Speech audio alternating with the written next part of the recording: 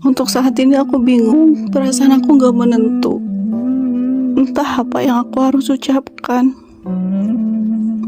Aku capek, aku lelah. Kenapa lo gak adil untuk aku? Kenapa berat semuanya aku yang harus aku jalani?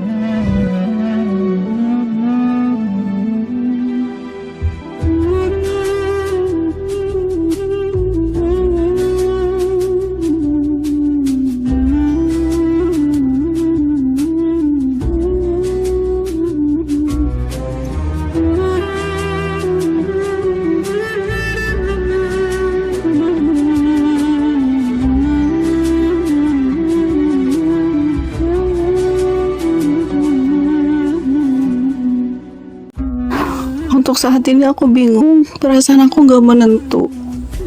Entah apa yang aku harus ucapkan. Aku capek, aku lelah. Kenapa lo gak adil untuk aku? Kenapa berat semuanya aku yang harus aku jalani?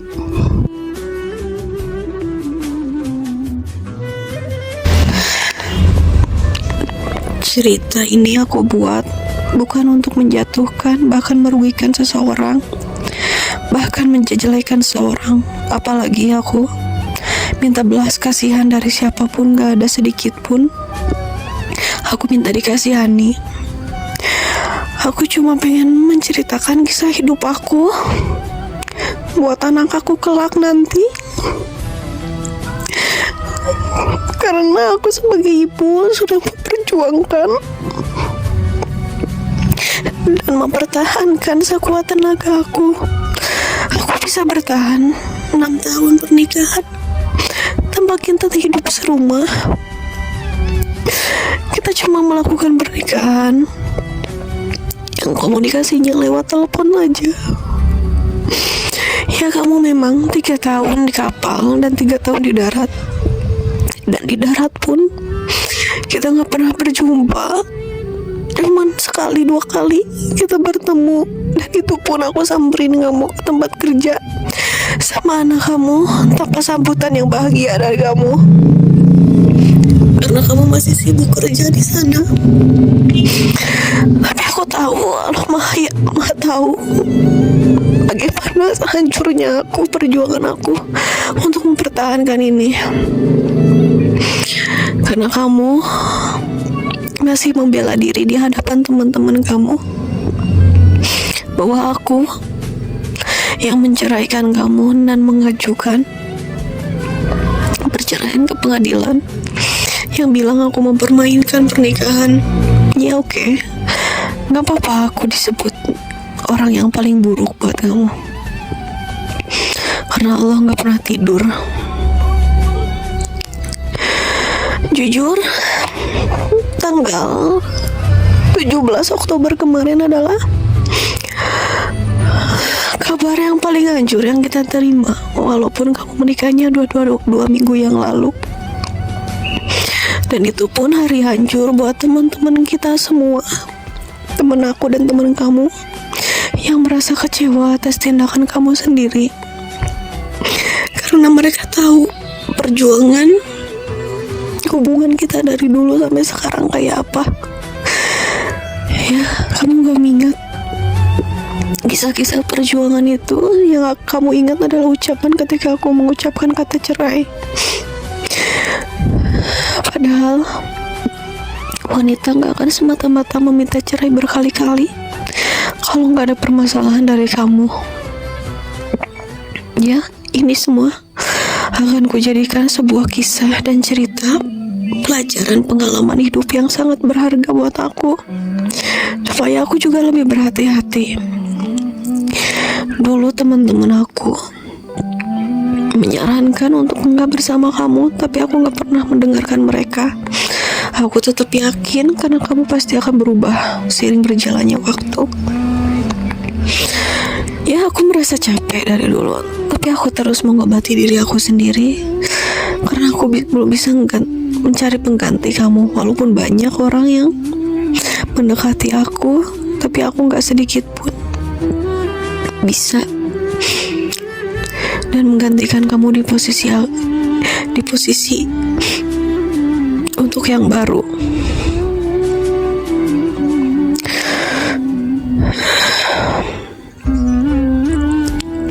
Aku cuma menyampaikan pesan-pesan dari teman-teman kamu.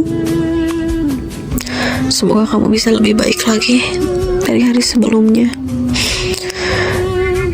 Dan jangan salahkan teman-teman kamu ketika mereka menyalahkan kamu.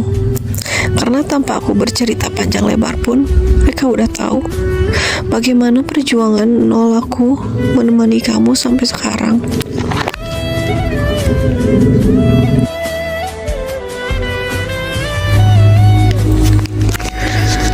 Buat kalian yang suka menganggap sepele kondisi mental seseorang, cuma mau bilang sama kalian, andai kalian tahu seperti apa rasanya menguatkan diri sendiri di saat kalian gak ada siapa-siapa buat tempat bercerita, menahan emosi untuk gak menyakiti diri sendiri lagi dan lagi.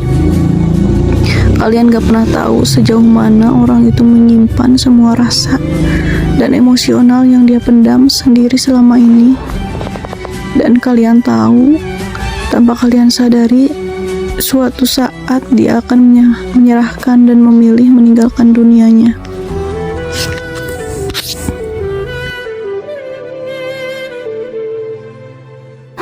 Untuk saat ini aku bingung, perasaan aku gak menentu. Entah apa yang aku harus ucapkan. Aku capek, aku lelah. Kenapa lo gak adil untuk aku? Kenapa berat semuanya aku yang harus aku jalani?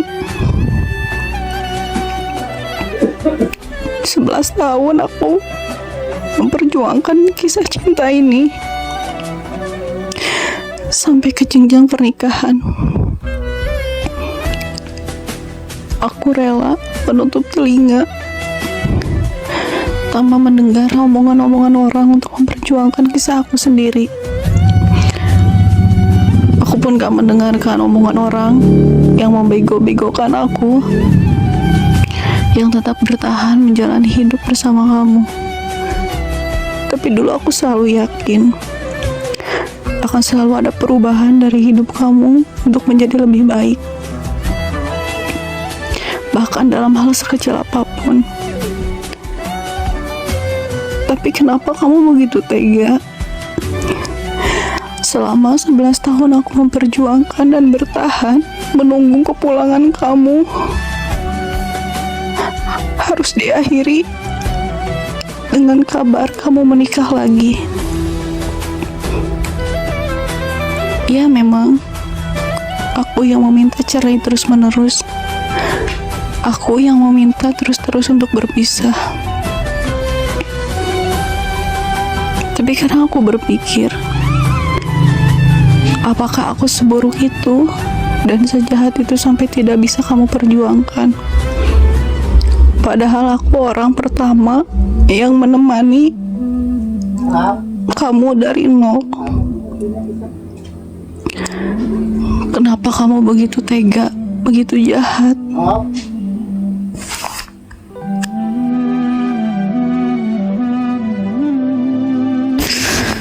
6 tahun kita melakukan pernikahan,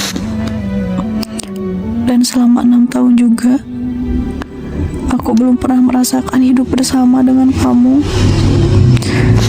hidup satu rumah bersama.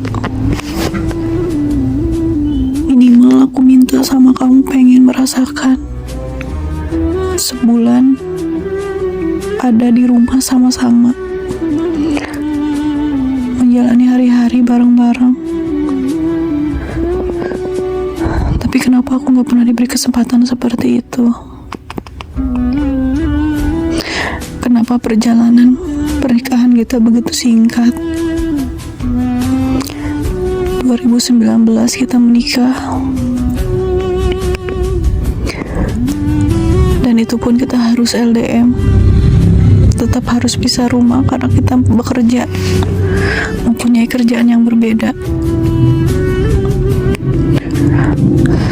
ada waktu sedikit pun kita bisa hidup bersama, melainkan ketika kita ada masalah baru bisa kumpul, dan itu pun waktunya sangat singkat. Terkadang aku bingung,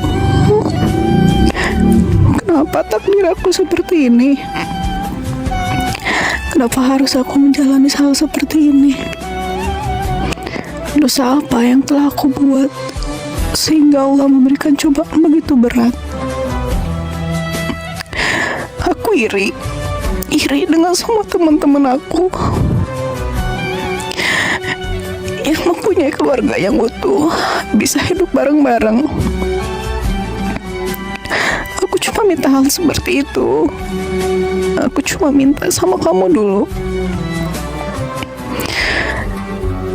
Kita kerja bareng-bareng, hidup seadanya. Yang penting kamu jujur tentang keuangan, tentang hal apapun itu.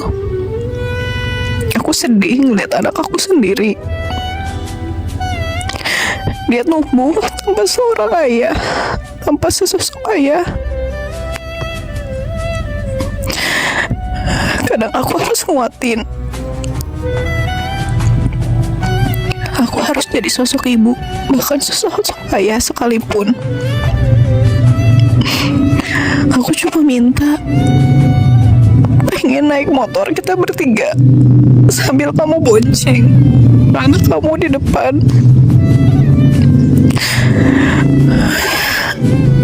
Karena dia pernah iri sama temannya sendiri, ngelihat pergi naik motor bersama ayahnya. Bahkan dia udah bisa jawab ketika ada orang tanya, ayahnya di mana? Ayahnya kerja di kapal. Betapa sakit hati aku, hancur banget. Kamu cuma bisa merayakan ulang tahun bersama anak kamu satu kali pada waktu umur 1 tahun.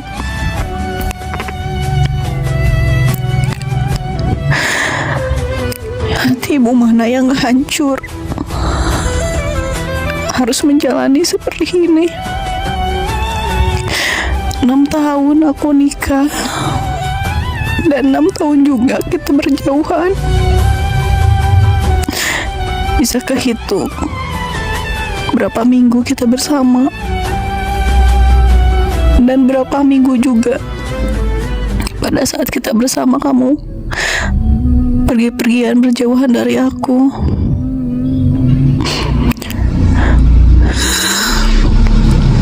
Padahal dulu aku begitu diratukan dan dispesialkan dalam segi hal apapun.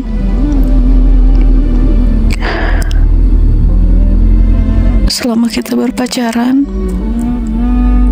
kamu selalu menyempatkan waktu untuk menemui aku dalam hal apapun itu. Kita menjalani hari-hari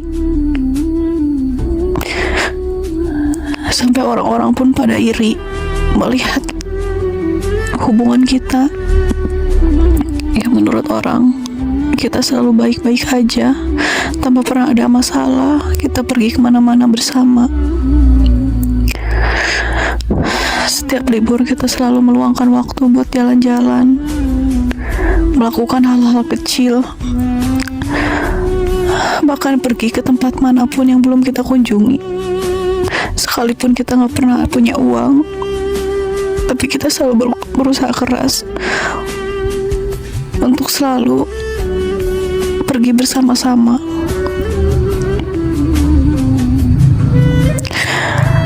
Tapi ketika pernikahan itu terjadi, kenapa permasalahan begitu bertubi-tubi dan kamu gak pernah ada di samping aku, tapi kamu memilih untuk berjauhan?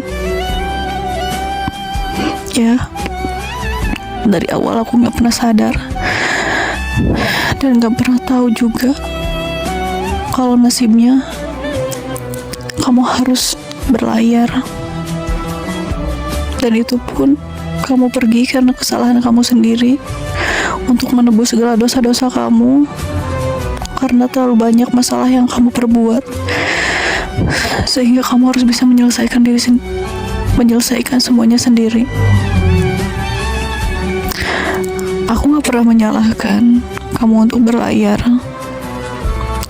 karena udah kesepakatan kita itu untuk cuma beberapa tahun aja.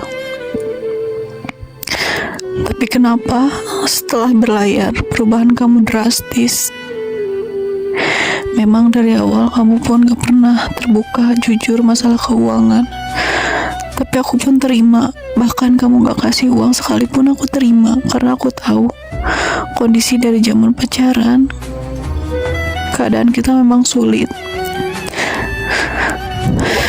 Tapi minimal kamu terus terang dengan segala hal yang kamu dapat. Sampai di mana titik kamu berlayar, kamu pun gak pernah mau jujur. Pendapatan kamu berapa, uang kamu kemana. Aku pun capek untuk berdebat.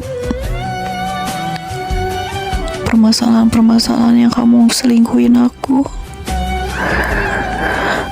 beberapa kali aku maafkan tanpa aku harus bertanya lagi, karena udah yakin kamu tidak akan pernah mengakuinya walaupun bukti sudah ada di mana-mana. Tapi itu membuat aku sakit. Aku coba tutup telinga dan gak mengungkit-ungkit masalah itu.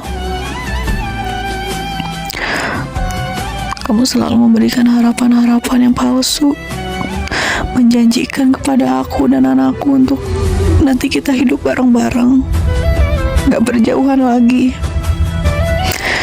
Kamu selalu janji kamu akan nemuin anak kamu kesini, tapi kenyataannya kamu pergi berlayar dan kamu pulang dengan alasan gak bawa uang. Kamu cuma bisa pulang ke rumah ibu kamu tanpa kamu sadar anak kamu nungguin di sini. Kamu bisa pulang ke sini dengan alasan itu aku paksa-paksa. Sampai aku mohon-mohon kamu pulang ke sini. Sampai akhirnya kamu cuma bisa 3 hari nemuin anak kamu sendiri. Dan itu pun keadaan kamu gak punya uang. Aku rela jual apapun biar kita bisa jalan-jalan, quality time bersama anak. Dan kamu memutuskan untuk berangkat lagi, untuk berlayar. Aku selalu berpesan, kamu pegang uang yang benar. Kalau memang kamu gak bisa jujur sama aku tentang keuangan. Dan lagi kamu naik jabatan pun gak mau jujur sama aku. Entah kamu takut apa gimana, aku minta uang lebih apa gimana. Tapi sejauh ini aku terima uang yang kamu kasih, seberapapun itu. Walaupun aku bertanya, kok uangnya segini? Karena aku pikir-pikir kalau dengan uang segitu lebih baik kita di darat aja, kerja sama-sama, ngurus anak, bisa menghabiskan waktu bareng-bareng. Karena aku yakin dengan adanya kita kerja bareng-bareng, rezeki pasti ada. Yang penting kita harus sama-sama. Tapi kamu kekeh dengan cita-cita kamu yang ingin berlayar, menghabiskan waktu tanpa harus kumpul keluarga. Ya, kamu berlayar, komunikasi kata pun gak berjalan karena terhalang sinyal. Tapi gak ada alasan untuk kamu lagi sibuk. Kamu gak bisa nelpon kita, padahal cukup taruh HP untuk video call, kita melihat aktivitas kamu yang lagi bekerja. Tapi semua itu gak pernah terjadi. Kamu hanya bisa nelpon beberapa menit dan kamu bilang kamu mau tidur, capek, kamu mau kerja, kamu mau lanjut ini itu. Padahal semua orang juga sama, punya aktivitas.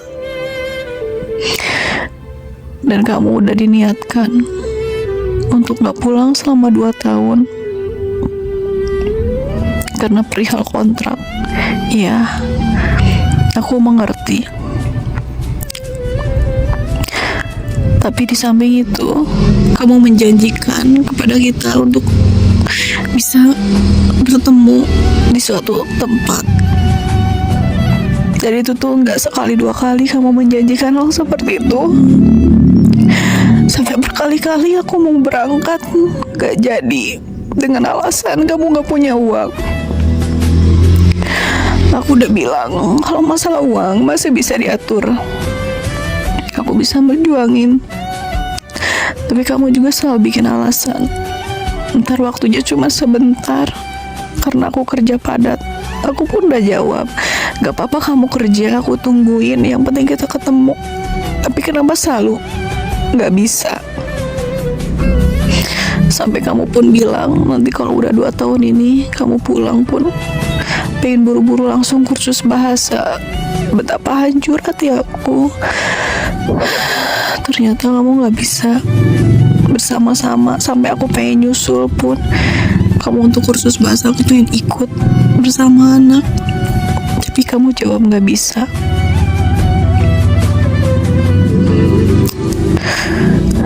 Sampai aku minta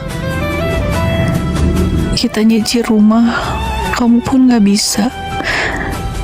Karena kamu alasan gak mau berhutang. Tapi kalau emang kamu niat ingin membangun rumah tangga, apapun akan bisa diwujudkan dengan cara apapun. Karena aku yakin kalau kamu beli cash gak mungkin. Aku cuma ingin memperjuangkan pernikahan aku. Ketika semua alasan-alasan yang kamu lakukan, sampai aku sadar kenapa begitu berat, kenapa kamu begitu sepele banget. Gak pernah aku dihargai.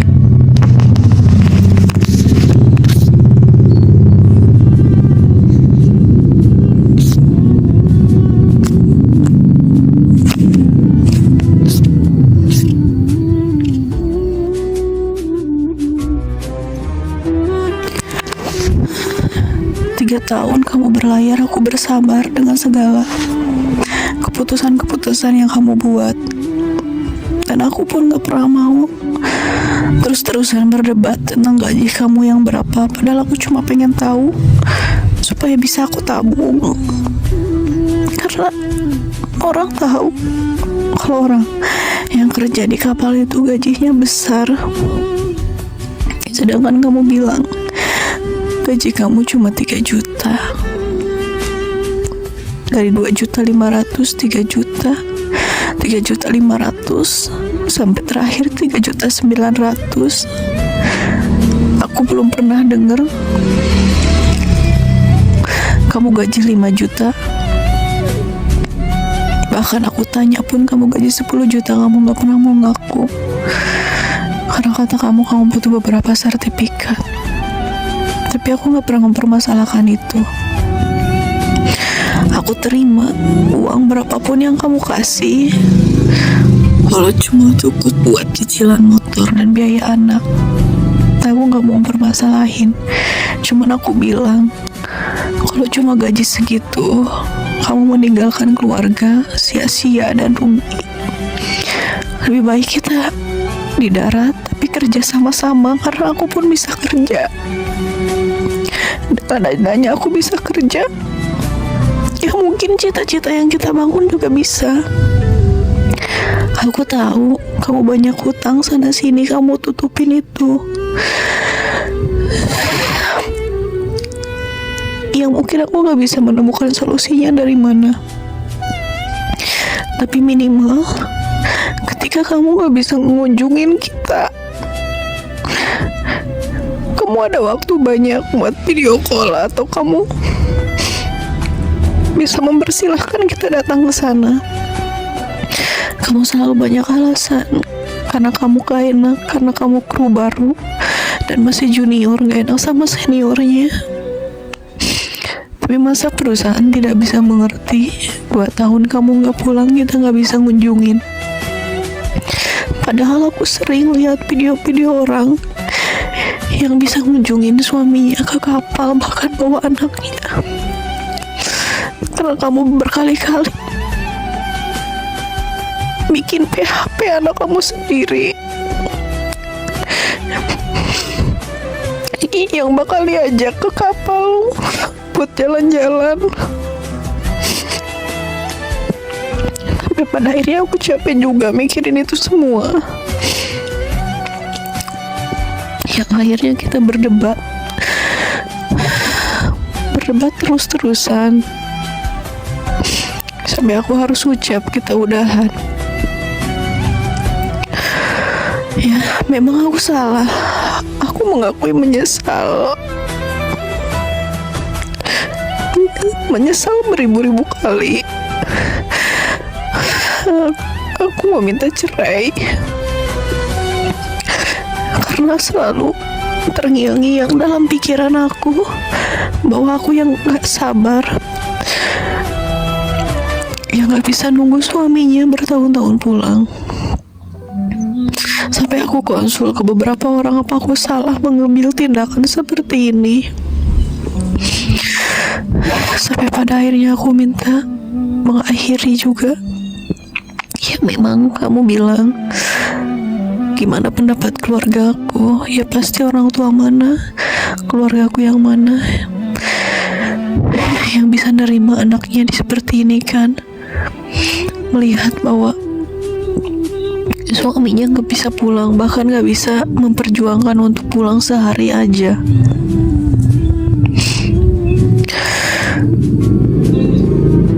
Seakan-akan kamu terus menyuruh aku yang mengucap udahan.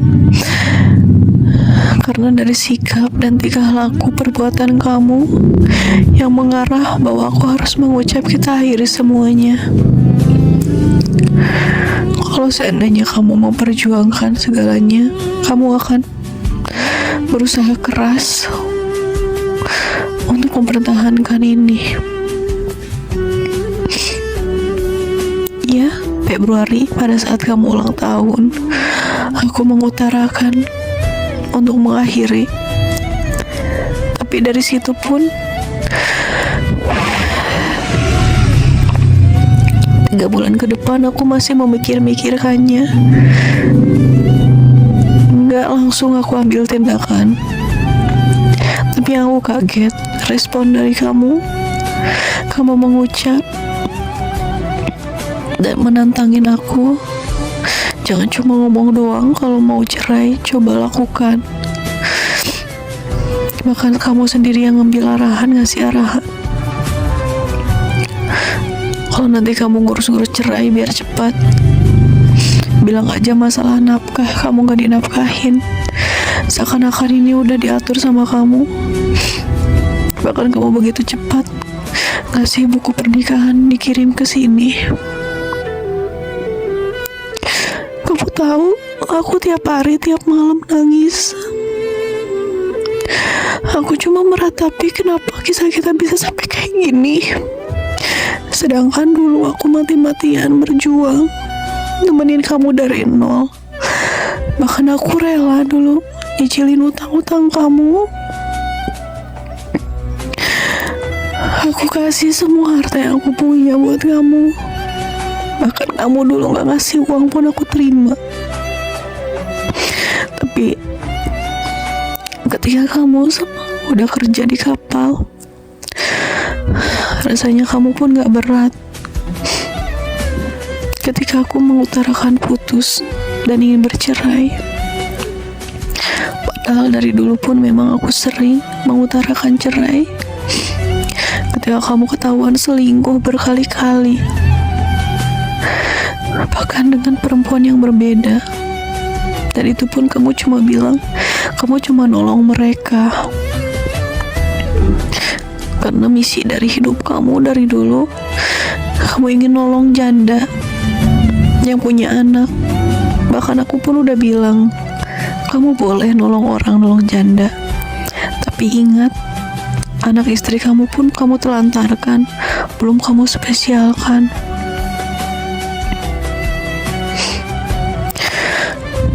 Ya, ternyata ketika kamu nyuruh aku buru-buru ke pengadilan, juga aku ngurus berkas, kamu udah nanya-nanya akta cerai. Dan kamu udah bilang duluan bahwa kamu cuma mau ngasih nafkah buat si Al aja, buat anak aku. Padahal kita belum resmi cerai, belum aku juga ngajuin.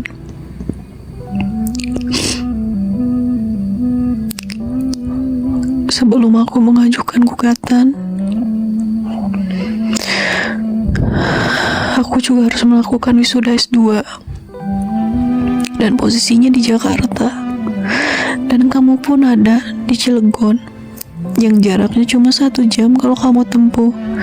Aku udah bilang, kamu samperin aku dan anak aku, karena di situ ada keluarga aku. Kamu datang, baik-baik ngomong secara baik-baik. Padahal kalau waktu itu kamu datang, mungkin kita bisa memperbaiki masalah kita, karena aku pun belum gugat apapun. Tapi kamu jawabnya gak bisa. Walaupun aku udah desak, temuin anak kamu. Keluarga aku juga udah bilang datang, tapi kamu gak bisa.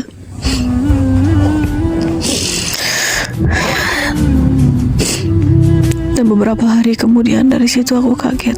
Kamu bawa mobil ke Jakarta dengan alasan kamu mau mengantarkan kapten kamu pulang, karena gak ada kendaraan dari sana. Dan di malam itu pun aku kaget. Kamu bilang dengan suasana senang, kamu nyuruh aku nyari pengganti kamu, karena kamu sadar aku dan si Al butuh sosok laki-laki yang bisa mendampingi. Tapi kenapa bukan kamu aja yang memperjuangkan itu? Malah kamu nyuruh aku cari yang lain.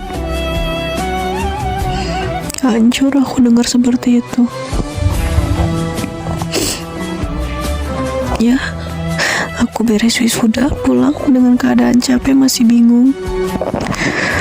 Tapi dengan pertanyaan-pertanyaan kamu, kapan aku berangkat?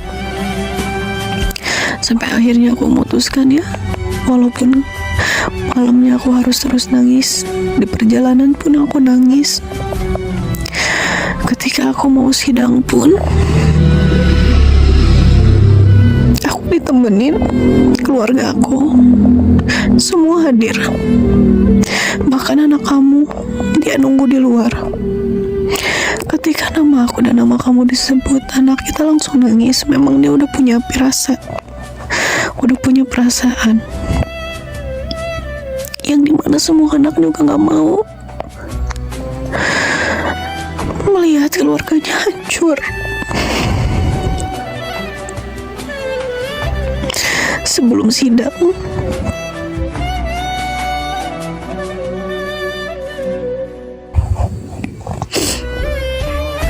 ya, aku beres wisuda, pulang dengan keadaan capek, masih bingung.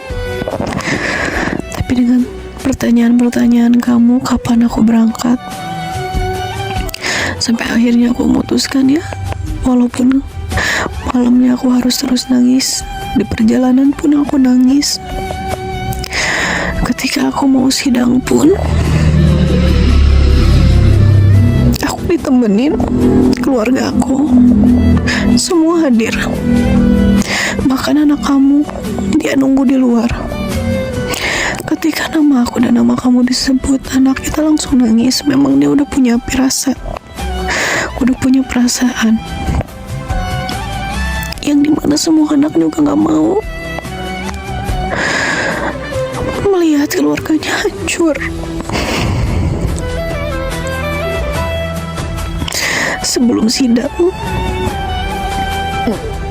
kamu pun udah nanya-nanya idahnya berapa lama dan akta cerainya kapan. Sampai aku nanya ke hakimnya kayak gitu, ke pengacaranya, buat apa kamu nanya-nanya seperti itu? Berarti kamu udah ada niatan mau nikah lagi. Aku gak pernah berpikiran jelek tentang kamu. Aku gak pernah berpikiran kamu punya wanita lain. Yang aku pikirin, aku cuma menyesal gara-gara sikap aku, tindakan aku yang sudah ngambil keputusan. Dan polosnya aku, ketika akta cerai turun, kamu nanya, bisakah ngurus punya kamu sendiri? Tadinya aku mau bantu kalau bisa. Ternyata pas aku tanya pengacara aku, gak bisa, memang harus dari pihak kamu. Karena itu akan jadi kesalahan dari kita. Ternyata aku gak sadar. Gak lama dari itu, belum genap 3 bulan, aku gak bisa ngebarin kamu, gak bisa ngontek kamu. Bahkan aku chat kamu gak balas. Padahal berkali-kali setelah akta cerai turun pun aku menurunkan harga diri dan ego aku untuk kita rujuk sampai berkali-kali. Dan kamu jawab gak bisa. Ya, mungkin aku harus diabaikan seperti itu karena aku sadar ini kesalahan aku dan dosa-dosa aku yang mungkin aku harus tebus dengan seperti ini. Tepat terakhir di bulan September akhir kamu bilang mau pulang awal Oktober. Dan kamu janji udah telepon ke anak kamu mau ajak dia jalan, main, pergi, ketemu. Bahkan dia udah seneng mau ketemu kamu. Tapi kenyataannya kamu gak datang, malah kamu gak ada kabar. Ya memang aku nanya ke orang tua kamu, semuanya gak ada yang ngabarin, semuanya silent tentang kamu. Sampai aku nanya-nanya temen kamu, baru menemukan jawaban kalau kamu udah di rumah.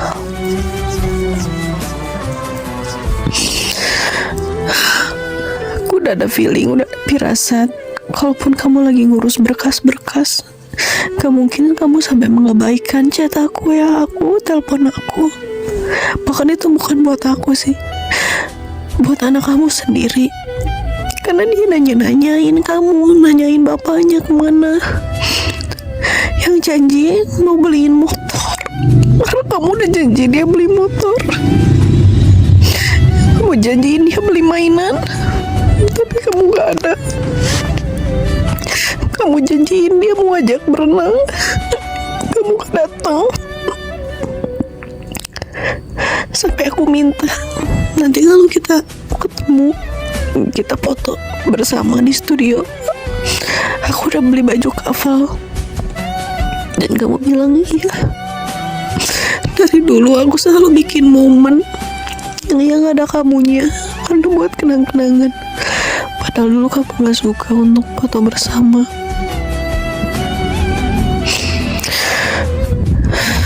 Ternyata kepulangan kamu memberi kabar duka buat aku. Ternyata kamu nikah. Padahal aku udah tanya dulu, kamu mau nikah duluan. Kamu selalu jawab enggak.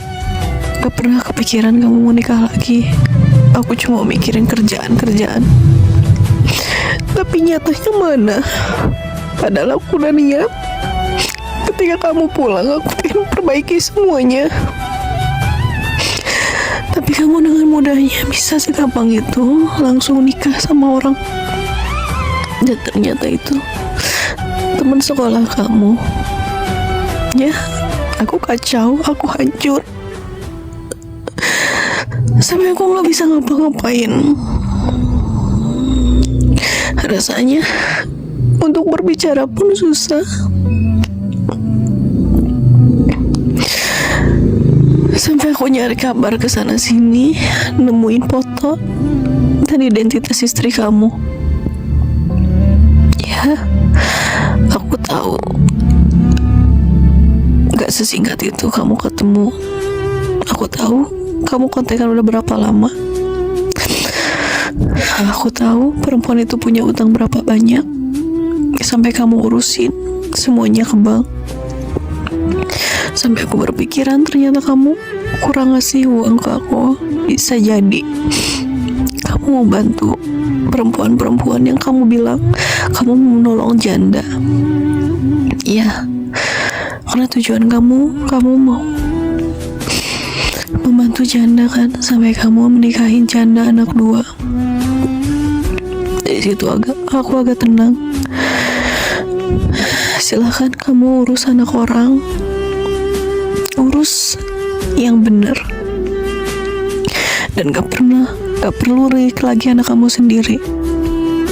Karena dari kemarin pun kamu udah mengabaikan dia. Bahkan aku mohon, pengen dia diekahin, bahkan disunat, kamu gak ada respon apapun. Sampai aku bertekad, kayaknya memang aku harus berjuang sendiri demi anak aku sendiri. Karena dulu pun pas aku lahiran, kamu gak pegang uang sama sekali. Setiap aku periksa USG pun, kamu selalu gak bisa. Sampai aku nangis-nangis, baru kamu bisa nyempetin waktu ada waktu. Karena aku tahu kamu gak pegang uang untuk periksa seperti itu. Sampai aku pengen beli baju anakku pas lagi hamil, pengen ditemani suami pun. Dalam keadaan susah, gak tahu kamu punya uang dari mana. Karena sebenarnya kalaupun aku beli sendiri pun aku bisa. Tapi aku pengen ngerasain dibeliin sama suami, karena buat anaknya. Dan sekarang kejawab sudah. Kamu menikahi janda anak 2. Kamu mengabaikan aku yang udah berjuang menemani dari nol, bahkan punya anak biologis kamu sendiri yang belum pernah kamu temenin dari sejak kecil sampai sekarang. Aku cuma mau ngucapin selamat berbahagia dan urus anak-anak yang bawaan janda itu. Karena aku yakin ngurus anak itu gak mudah, apalagi ngurus anak orang. Tapi aku pastiin ketika kamu udah mengabaikan lagi sekarang, gak akan aku buka dan ungkap identitas bahwa kamu bapaknya. Sekalipun nanti dia sukses, gak bakal aku temuin dan gak akan aku bilang. Padahal tadinya aku udah berpikiran bahwa anak aku punya ayah yang hebat, yang berjuang keras buat kerja.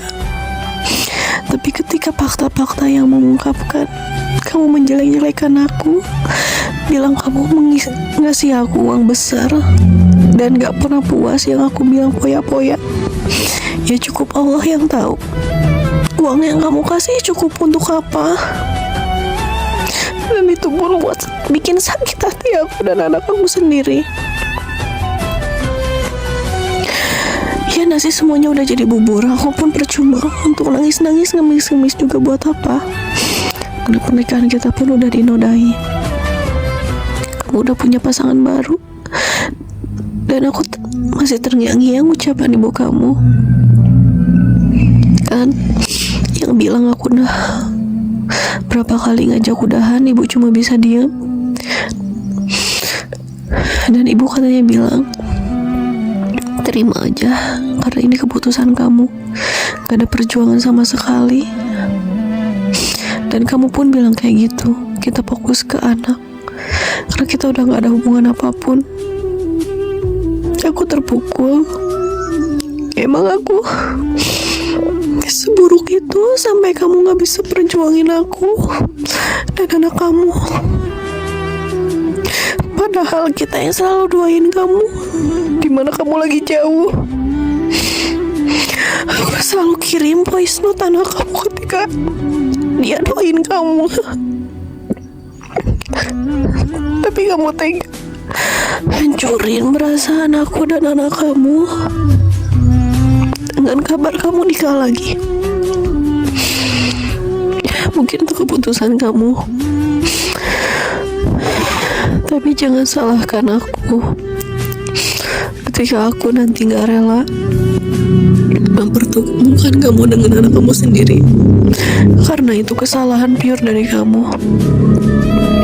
Kamu gak ada di masa-masa anak kamu butuh perhatian dari bapaknya. Dia cuma mengenal kamu lewat video call, gak secara langsung.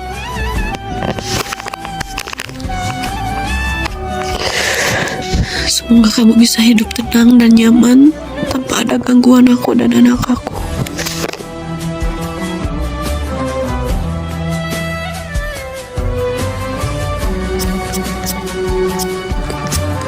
Jangan lihat pas aku lagi marah-marahnya aja. Coba lihat di saat kamu lagi susah, di saat kamu lagi di bawah. Aku ninggalin kamu gak? Salah mana yang gak pernah aku maafin? Sampai kamu pikir aku seegois itu dan bilang aku mempermainkan pernikahan.